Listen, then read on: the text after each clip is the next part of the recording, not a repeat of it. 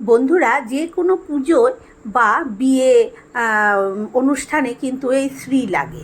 শ্রী ছাড়া কিন্তু এগুলো সম্পূর্ণ নয়।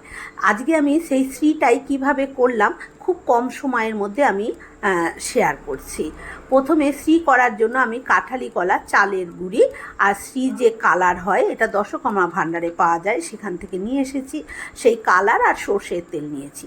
তারপরে দুখানা কলাগুলো যেহেতু বড়, তাই দুখানা প্রথমে নিয়েছি, ভালো করে খোসা ছাড়িয়ে কলাটাকে ভালো করে চেটকে নিয়েছি। তারপরে চালের গুঁড়িটা দিয়ে মেখে নিলাম। একটু শক্ত হয়ে গেছিলো বলে আমি এখানে আরও একখানা কলা দিয়ে দিয়েছি।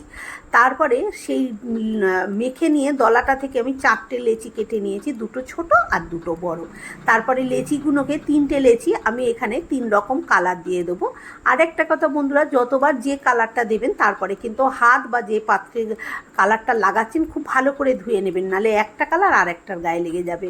আর যে সাদা রেখে দিয়েছিলাম, যেটায় কালার লাগাইনি, সেটা হাতের মধ্যে নিয়ে এরকম গোল করে চ্যাপটা করে ঠিক এরকমভাবে আমি যে পাত্রে শ্রীটা তৈরি করব সেখানে মধ্যিখানটায় বসিয়ে দিলাম।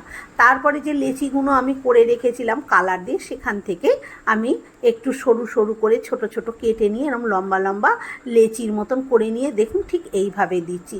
শ্রী নানান রকমভাবে করা যায়, যার যেরকম পছন্দ করতে পারেন। আমার হাতে খুব সময় কম আছে, সেই জন্য আমি খুব সহজ পদ্ধতিতে এইভাবেই শ্রীটা তৈরি করলাম। যারা পারেন তারা তো পারেন, আর যারা না পারেন মানে কোনোদিনও শ্রী তৈরি করেননি, তারা অবশ্যই এটা দেখে কিন্তু অনেক উপকৃত হবেন।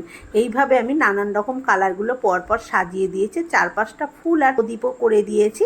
এবারে ওপর থেকে তেলটা দিয়ে পুরো ভিজিয়ে দিলাম। শ্রীতে কিন্তু খুব ভালো করে তেল দিতে হয়, নাহলে কিন্তু শ্রী ফেটে যায়, আর শুদ্ধ কাপড়ে শ্রী করতে হয়।